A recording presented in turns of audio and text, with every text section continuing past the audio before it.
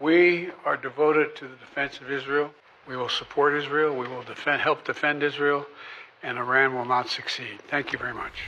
As the war in Gaza enters its 11th month, Israeli Prime Minister Benjamin Netanyahu's stated aim of total victory over Hamas seems more distant than ever. And the Israeli army's chief spokesperson is casting doubt on Israel's goal to destroy Hamas. With over 40,000 Gazans killed since October last year, many of them women and children, pressure is mounting on the Netanyahu government to find a resolution to the conflict. The defense of Israel is still critical, so you cannot have 30,000 more Palestinians dead. The International Criminal Court has called for leaders of Hamas and Israel to stand trial over alleged war crimes. And the International Court of Justice has declared Israel's occupation of Palestinian territory unlawful under international law. The court considers that these policies and practices amount to annexation of large parts of the occupied Palestinian territory. And yet, as global scrutiny and condemnation of Israel's actions has intensified, its most important ally has remained steadfast, continuing to supply billions in weaponry and support.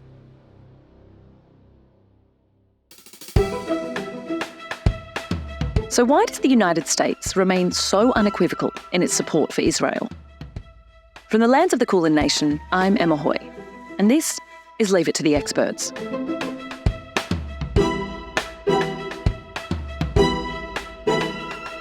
Ever since Israel was carved out under the 1947 United Nations partition plan for Palestine, Washington has grown closer and closer to its key ally in the Middle East.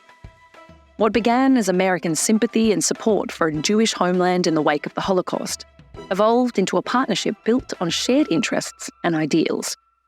To help us unpack things further, we've brought in international relations scholar Dr. Martin Keir from the University of Sydney. Dr. Keir, welcome to Leave It to the Experts. As the war in Gaza continues on, we are continuing to see incredibly strong support for Israel from the United States. Could you explain why this is the case? What are some of the main historical or political factors behind that continuing alliance?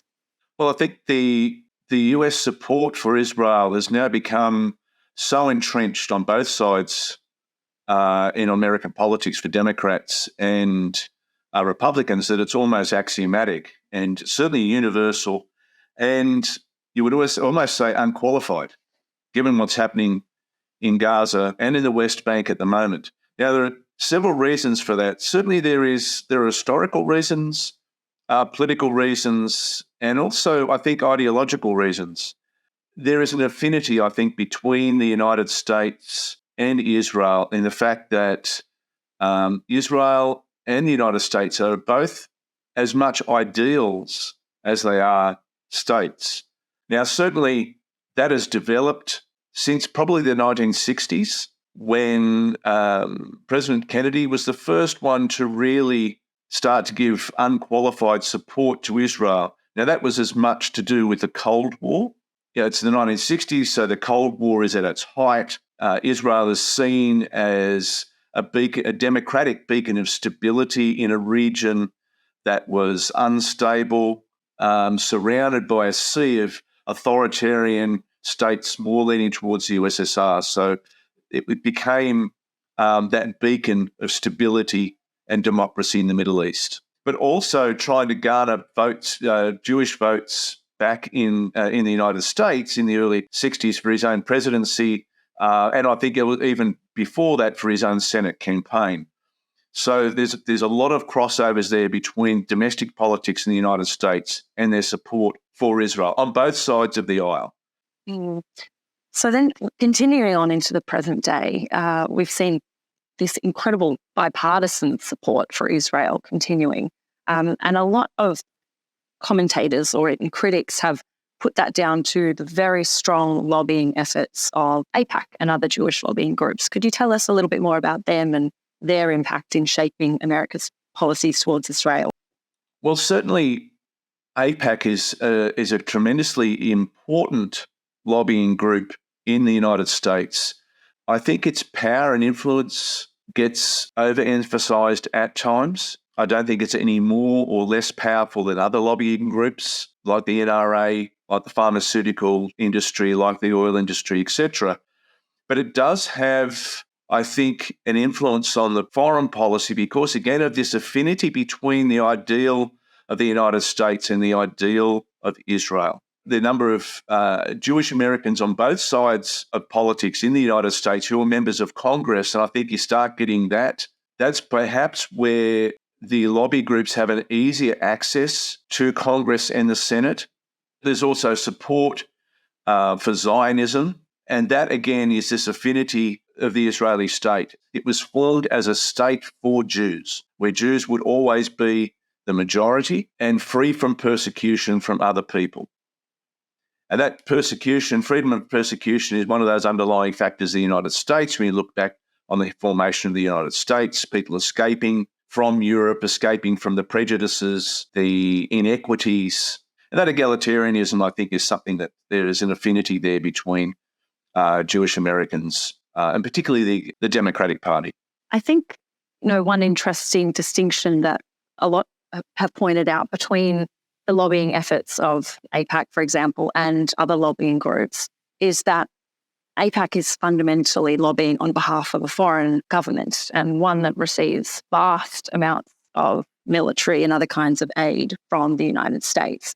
And even though both nations are linked by these shared ideals, as you've said, both have faced a lot of criticism, particularly in recent months and years, over what some perceive to be a gap between those ideals and actions and escalations in conflict, like the kinds we're seeing in Gaza at the moment. So do you think that those shared ideals are fracturing now in the face of a lot of international condemnation?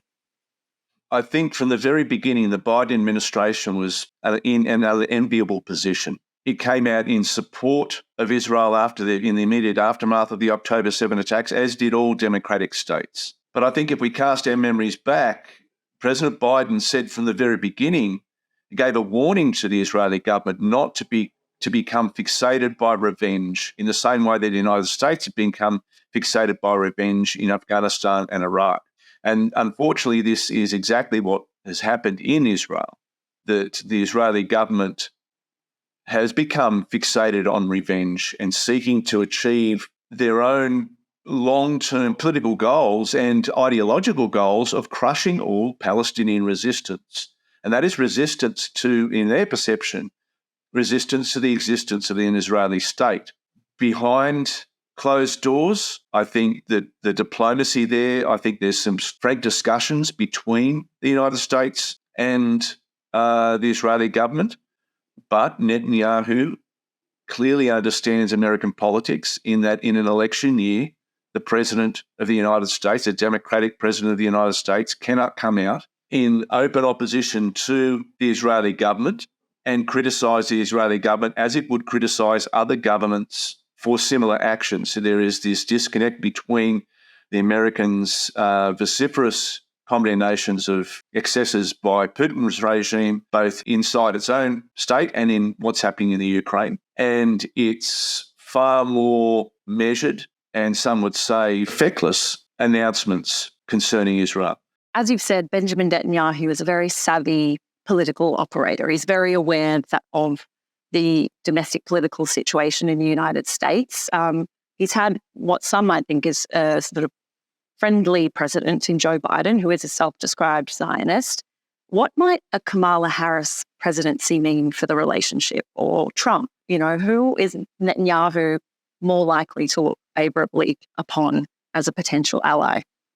Well, I think that a President Trump administration, another Trump administration, would be far more amenable to Netanyahu just saying, we need to destroy Hamas. Now, Netanyahu knows that he cannot destroy Hamas. All of the generals say that he can't destroy Hamas because Hamas exists. Hamas is an expression of Palestinian resistance to Israeli occupation. So you're not going to destroy Hamas. You can't destroy an ideal. What you can do is destroy any hope that Palestinians may have for achieving a Palestinian state. And I think President Trump would be more amenable to that sort of argument and just say, we just need to crush them. Because the United States could stop the war tomorrow. if they refuse to resupply Israel with ammunition, if they refuse to provide Israel with satellite intelligence and other forms of intelligence, if they refuse to supply Israel with the billions and billions of dollars in aid, but Netanyahu is a very savvy political leader, because he knows that if there is a ceasefire, as soon as that happens, his government is likely to collapse. Or if he signs a ceasefire without the agreement of his far right, he will lose his position. And as soon as he loses his position, then he'll be brought before the court for the corruption charges that have been hanging over him for the past decade. And it's not just him, it's his wife and his sons who will also be brought before the court. So Benjamin Netanyahu is finding himself in this increasingly vulnerable position and is very reliant on the United States' continuing support. There has been speculation over Kamala Harris's outlook on Israel. As you might know, Pennsylvania Governor Josh Shapiro was recently passed over for vice president, and some believe it's because of his strong backing of Israel and his Jewish background. How do you think a Kamala Harris presidency would shape their policies towards Israel? I don't think it'd change it at all. Perhaps there would be a slightly different tone that would be different to a Trump presidency. I think you would see the unwavering support and increased support for Israel because it doesn't lose your votes. Starting to see a more nuanced narrative from the Harris campaign is because the Democrats are trying to appeal to Arab Americans and say, look, we're taking a different line, we can take a tougher line. But at the end of the day, no measurable difference whatsoever. Perhaps behind the scenes, there would be a more strident diplomatic tone, but I think publicly and policy-wise, it wouldn't change a thing. Is the military superiority of the US-Israel alliance the only deterrent to a wider regional conflict? You know, why does the Muslim world remain relatively passive in the fight against Israel, despite public opinion and sort of fiery rhetoric from their leaders? I think that, in the background, I think the United States is spending a lot of money and it's calling in a lot of chips. The fact that the Jordanian king is silent, given the fact that there are so many Palestinians who live in Jordan, the fact that the Jordanian king is Palestinian, the fact that he is being quiet is, I think, emblematic of the fact that the United States is placing an enormous amount of diplomatic pressure on Jordan, on similar states to stay quiet, not to criticise, not to be overtly anti-Israel. Even when Israel is committing war crimes, crimes against humanity, you have the allegations from the International Criminal Court, the warrants that have been issued for Netanyahu and the defence minister.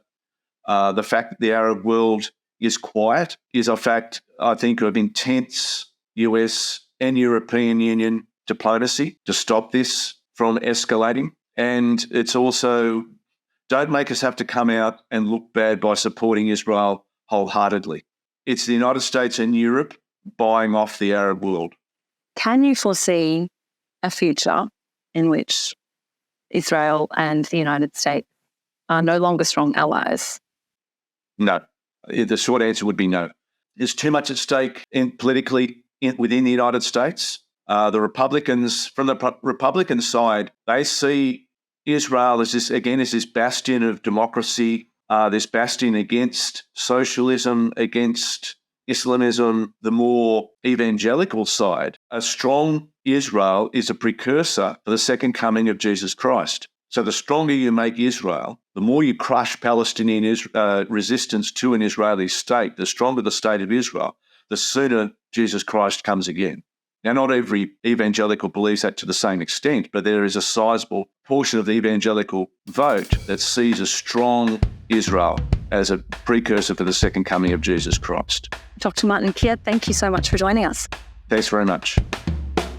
The civilian death toll in Gaza continues to rise as the IDF relentlessly hunts Hamas across the Strip and beyond. Dozens of people reportedly killed, including children, after Israel launched a new round of airstrikes on a school complex in Gaza. The IDF saying the location was also being used as a Hamas headquarters and hideout. Israel's assassination of Hamas leader Ismail Haniyeh in Iran last month is tipped to elicit some form of Iranian retaliation and perhaps drag the entire region into a wider war. Clearly a much more aggressive attempt to escalate, an attempt to bring in actors beyond even this region, perhaps even including the US. And still, US support pours in, with Congress this week approving another $20 billion worth of weapons sales to Israel, sending more fighter jets, military vehicles, missiles, shells, and explosives to a nation embroiled in a war that only 42% of Americans approve of. The implications of this unwavering alliance continue to ripple across the Middle East and beyond. Meanwhile, the conflict in Gaza grinds on, with no end in sight.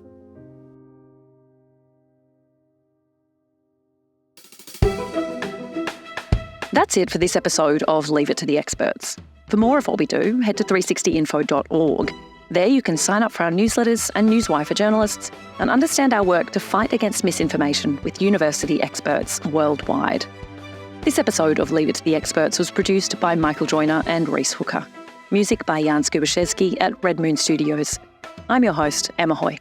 See you next time.